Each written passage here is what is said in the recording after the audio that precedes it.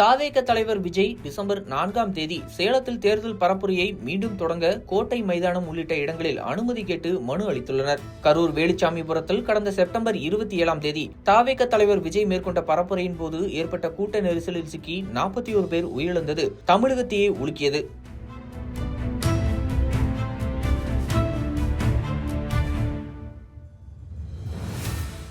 அதனைத் தொடர்ந்து தமிழக அரசு ஒரு பக்கம் ஓய்வு பெற்ற நீதிபதி அருணா ஜெகதீசன் தலைமையில் தனிநபர் ஆணையம் அமைக்கப்பட்டு விசாரணை நடத்தப்பட்டது. மறுபக்கம் உயர்நீதிமன்ற உத்தரவின்படி ஐஜி அஸ்ரா கார்க் தலைமையிலான SIT எனப்படும் சிறப்பு புலனாய்வு குழு விசாரணை நடத்தியது.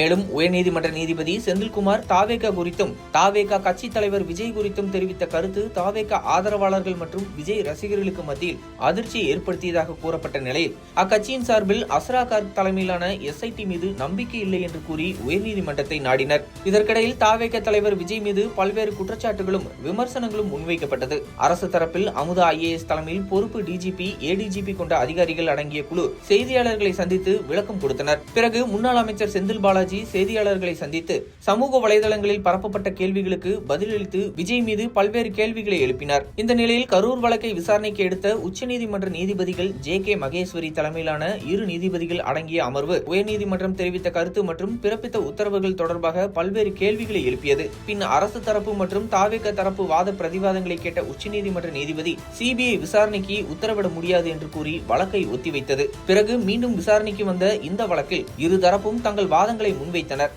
குறிப்பாக பாதிக்கப்பட்டவர்கள் தரப்பிலும் சில வாதங்கள் முன்வைக்கப்பட்டன. இறுதியாக CBI விசாரணைக்கு மட்டும் உத்தரவிடாமல் அதனை பார்வையிட உச்சநீதிமன்ற நீதிபதி ராஸ்தோகி தலைமையில் சிறப்பு குழுவும் அமைத்தது உச்சநீதிமன்றம். இதற்கு முன் கரூர் சம்பவத்தில் உயிரிழந்த குடும்பத்தார்களுக்கு ஆறுதல் கூறும் வகையிலும் தன் நிர்வாகிகள் சிறையில் இருப்பது குறித்து வீடியோ ஒன்றை வெளியிட்டார் விஜய்.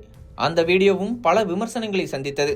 உச்சநீதிமன்ற தீர்ப்புக்கு முன் கட்சியின் நிர்வாக நடவடிக்கைகள் முடங்கியிருந்த நிலையில் தீர்ப்புக்கு பின், அதாவது 1 மாதம் இடைவெளிக்கு பிறகு கட்சியின் நடவடிக்கைகள் தீவிரமடைந்துள்ளன. அதன்படி கரூர் சம்பவத்தில் பாதிக்கப்பட்டவர்களின் உறவினர்களை சென்னை வரவழைத்து ஆறுதல் கூறியது பெரும் விமர்சனங்களை சந்தித்தன. பிறகு SOP, அதாவது கூட்டம் நடத்த வழிகாட்டு நெறிமுறைகள் வகுக்கப்பட வேண்டும் என்று அரசு தரப்பில் அனைத்து கட்சி கூட்டம் நடைபெற்றது.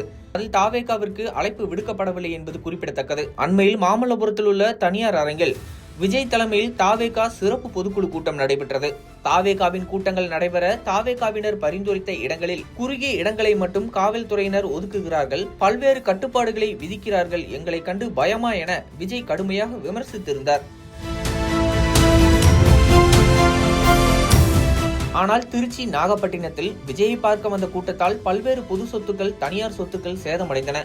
அதேபோல குறிப்பிட்ட நேரத்திற்கு அனுமதி கேட்டுவிட்டு கூட்டத்தை காட்டுவதற்காக விஜய் வேண்டுமென்றே காலதாமதம் செய்து கிளம்புகிறார்.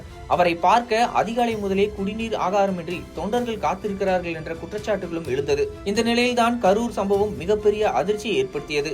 இதற்கு பிறகு தாவேகா கூட்டத்திற்கு அனுமதி கிடைக்குமா, கிடைக்காதா, அல்லது பல்வேறு கட்டுப்பாடுகள் விதிக்கப்படுமா?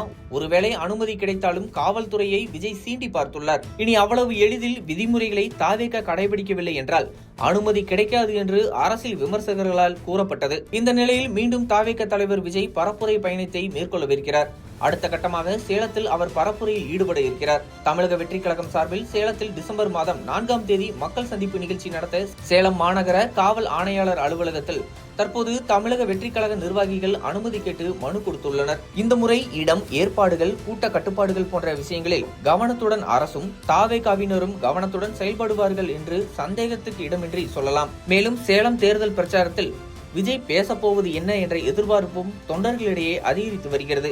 ஆனால் சேலத்தில் டிசம்பர் 4ஆம் தேதி விஜய் பிரச்சாரத்திற்கு பாதுகாப்பு கொடுக்க முடியாது என்று காவல்துறை நிராகரித்துள்ளது.